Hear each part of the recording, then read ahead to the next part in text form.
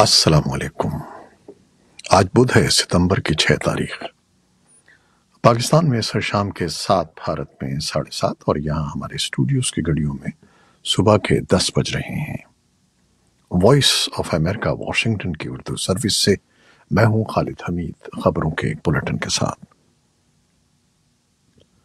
पाकिस्तान और अफगानिस्तान के दरमियान सरहदी गुजरगाह आज बुध को दोनों मुल्कों की सिक्योरिटी फोर्सेस के दरमियान फायरिंग के तबादले के बाद बंद कर दी गई। एक सिक्योरिटी एहलकार ने वॉइस ऑफ अमेरिका को बताया कि पाकिस्तान और अफगान तालिबान फोर्सेस के दरमियान फायरिंग का तबादला हुआ, लेकिन अभी तक किसी जानी नुकसान की इत्तला नहीं मिली है। पाकिस्तान के फौजी मीडिया विंग ISPR ने अभी तक तबसरे की दरखास्त का जवाब नहीं दिया है। अफगान तालिबान हुक्काम ने भी अभी तक इस वाक़े के बारे में कोई बयान जारी नहीं किया है, जो दोनों ममालिक के दरमियान अहम तिजारती रास्ते तोरखम बॉर्डर क्रॉसिंग पर पेश आया। भारत में 9 और 10 सितंबर को शेड्यूल G20 इजलास के लिए भरपूर तैयारियां की जा रही हैं और आलमी रहनुमाओं की आमद से कबल दारुल हुकूमत नई दिल्ली की इंतजामिया सख्त सिक्योरिटी इक़दामात में मसरूफ है। भारत की मेज़बानी में होने वाले इस इजलास की थीम है पूरी दुनिया एक कुंबा है। इजलास में अमेरिका के सदर जो बाइडन समेत 15 से ज़ायद मुल्कों के रहनुमा शरीक होंगे। ताहम चीन और रूस के सदूर ने कॉन्फ्रेंस में शिरकत न करने का फैसला किया है। भारत के वजीर खारजा S जयशंकर ने कहा है कि रूस और चीन के सदूर के नई दिल्ली में होने वाले इजलास में शिरकत न करने के फैसले का भारत से कोई ताल्लुक नहीं है। रूस के वजीर खारजा सरगेई लैवरोफ और चीन के वजीर आजम ली चियांग अपने अपने मुल्कों के वफूद की क़यादत करेंगे। अमरीका, बरतानिया, फ्रांस, जर्मनी, कनाडा, ऑस्ट्रेलिया समेत G20 में शामिल दीगर मुल्कों के सरबराहान इस कॉन्फ्रेंस में शिरकत कर रहे हैं। पाकिस्तान की सेनेट की कायमा कमेटी बराए बिजली का इजलास इस्लामाबाद में हुआ, जिसमें कमेटी के मुताबिक ये नतीजा अखज़ किया गया कि तवानाई बहरान का वाहिद हल ये है कि IPPs के मुआहदों का तफसीली जायजा लेकर कीमतों का असर नौ जायजा लिया जाए। IPPs को बगैर निगरानी के आज़ादाना तौर पर काम नहीं करना चाहिए, जिससे ओवर इनवॉइसिंग होती है। कमेटी का कहना था कि पूरे इंफ्रास्ट्रक्चर को गलत मालूमात और धोखाधही की शिकों पर दोबारा जांच और जायजा लेने की जरूरत है। हमारे मुल्क के अवाम को इस वक्त तक रिलीफ नहीं मिलेगा जब तक कि पावर डिवीजन की जानिब से नाअहल अफसरान को फारिग नहीं कर दिया जाता। कमेटी को बताया गया कि वजारत खजाना IMF से मुज़ाकरात कर रही है। लाहौर हाई कोर्ट ने पंजाब पुलिस को लापता सहाफ़ी इमरान रियाज खान को 2 हफ्ते में बाजियाब कराने का हुक्म दिया है। लाहौर हाई कोर्ट के चीफ जस्टिस मोहम्मद अमीर भट्टी ने बुध को सहाफ़ी इमरान रियाज खान की बाजियाबी के लिए उनके वालिद की दरखास्त पर समाअत की।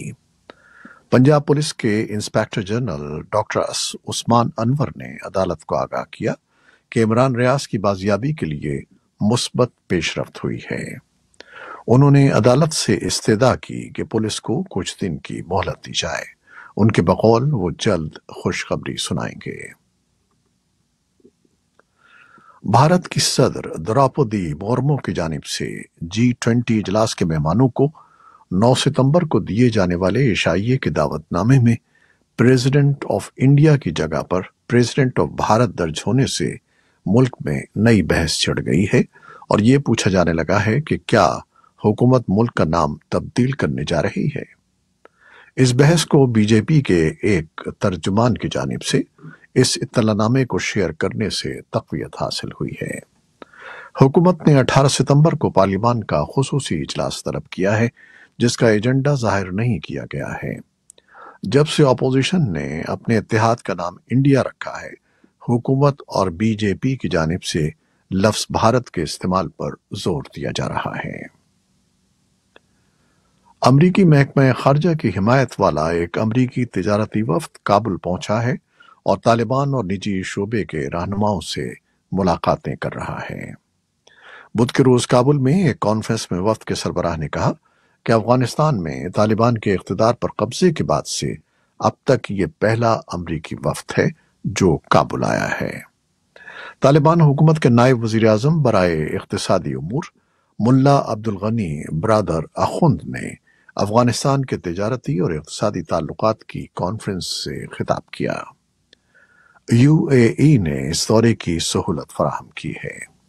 کانفرنس میں شرکت کرنے والے امریکی مندوبین نے اعتراف کیا کہ افغانستان میں امن لوٹ آیا ہے اور بدعنوانی میں کمی آئی ہے۔ ان کا کہنا ہے کہ ان کا وفد امریکی کانگریس کو اس بارے میں بریف کرے گا کہ افغانستان میں حالات کیسے بہتر ہوئے ہیں اور وہ منجمد افغان فنڈز کے اجرا کے لیے بھی مہم چلائیں گے۔ سعودی عرب اور ایران میں تعلقات بحال ہونے کے بعد اب تہران اور ریاض کے سفیروں نے بھی 7 برس بعد اپنی ذمہ داریاں سنبھالتے ہوئے باقاعدہ سفارتی سرگرمیاں شروع کر دی ہیں۔ سعودی عرب کے سرکاری خبر رساں ادارے سعودی پریس ایجنسی کے مطابق ریاض کے سفیر عبداللہ بن سعود الغزی منگل کو تہران پہنچے ہیں۔ ایجنسی کے مطابق الغزی کا کہنا تھا کہ سعودی قیادت ایران کے ساتھ بہتر تعلقات پر زور دیتی ہے، جس کے لیے دونوں ملکوں میں روابط اور ملاقاتوں کو مزید بڑھانے کی ضرورت ہے۔ دوسری جانب ایران نے بھی ریاض میں علی رضا عنایتی کو اپنا سفیر مقرر کیا ہے۔ جنوب مشرقی ایشیا کے ملکوں کے اتحاد آسیان کے رہنماؤں نے فیصلہ کیا ہے کہ میانمار کو طے شدہ میعاد کے مطابق سن 2026 میں آسیان اتحاد کی قیادت نہیں سونپی جائے گی۔ یہ بات آسیان اجلاس کے پہلے دن کی کارروائی کے اختتام پر جاری کیے گئے اعلامیہ میں بتائی گئی۔ آسیان کے ایک عہدیدار نے بتایا کہ ایسا آسیان کے اس عزم کو واضح کرنے کے لیے ہے کہ میانمار میں امن اور استحکام کے 5 نکاتی منصوبے پر عمل کیا جائے۔ آسیان ملکوں کے 2 سفارتکاروں کے مطابق آسیان اتحاد کی جانب سے یہ فیصلہ اس لیے کیا گیا ہے کہ امریکہ اور یورپی یونین کے ساتھ آسیان ملکوں کے تعلقات کو کوئی نقصان نہ پہنچے جو میانمار میں انسانی حقوق بحال کرنے کا مطالبہ کرتے ہیں۔ ترکیہ اور روس کے درمیان یوکرین سے غذائی اجزاء برآمد کرنے کے بحیرہ اسود اناج معاہدے کی بحالی پر بات چیت کسی نتیجے کے بغیر ختم ہو گئی ہے۔ روس کے صدر ولادیمیر پوٹن نے اس معاہدے کی مدت میں مزید توسیع سے انکار کر دیا ہے۔ روس کے شہر سوچی میں ترکیہ کے صدر رجب طیب اردوان سے ملاقات کے بعد ایک پریس کانفرنس سے خطاب میں روسی صدر ولادیمیر پوٹن کا کہنا تھا کہ روس صرف اس صورت میں معاہدے کی طرف لوٹے گا جب مغرب اس معاہدے کے تحت اپنی ذمہ داریوں کو پورا کرے، جن میں ماسکو پر عائد پابندیاں ہٹانے کا وعدہ بھی شامل ہے۔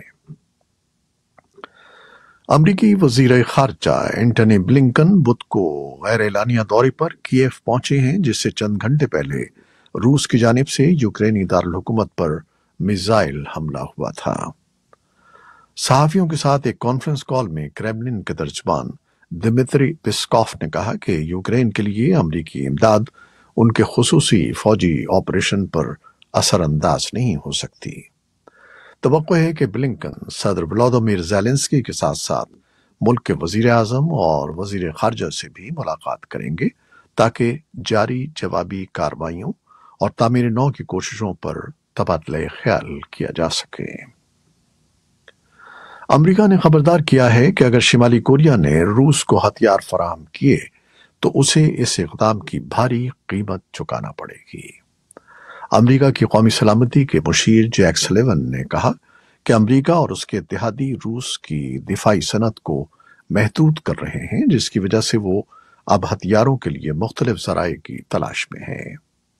انہوں نے مزید کہا کہ شمالی کوریا روس کو ہتھیار فراہم نہ کرنے کے اپنے بیانات کی پاسداری کرے۔ شمالی کوریا کے سربراہ کم جونگ ان کے رواں ماہ روس جانے کا امکان ہے۔ مغربی ذرائع ابلاغ کا کہنا ہے کہ ان کے اس دورے کا مقصد یوکرین میں جنگ میں مصروف ماسکو کو جنگی ساز و سامان کی فراہمی پر بات چیت کرنا ہے۔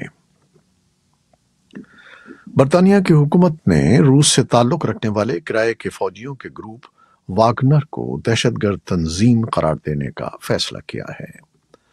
برطانوی وزارت داخلہ نے ایک بیان میں کہا کہ واگنر گروپ کے اثاثوں کو ضبط کرنے سے متعلق ایک مسودہ پارلیمنٹ میں پیش کیا جائے گا، جس کے تحت اس گروپ کا رکن بننا یا اس کی حمایت کرنا غیر قانونی ہوگا۔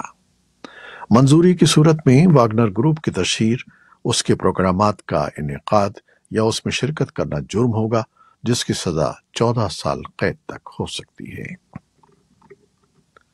ترکیہ، یونان اور بلغاریہ میں شدید بارشوں کے بعد سیلاب کے نتیجے میں کم از کم 7 افراد ہلاک اور متعدد لاپتہ ہو گئے ہیں۔ ترکیہ کے شہر استنبول میں بارشوں کے بعد کئی علاقوں میں سیلابی پانی گھروں میں داخل ہو گیا، جس کے بعد تمام سب وے اسٹیشنز بند کر دیے گئے ہیں۔ اسی طرح کی صورتحال یونان اور بلغاریہ میں بھی ہے، جہاں متاثرہ علاقوں میں حکام نے شہریوں کو ہدایت کی ہے کہ وہ غیر ضروری طور پر گھروں سے نہ نکلیں۔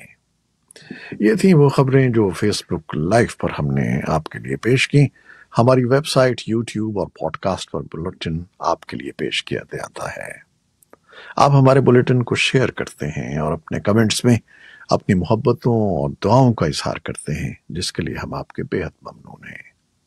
اپنی ان محبتوں کو جاری رکھیے گا۔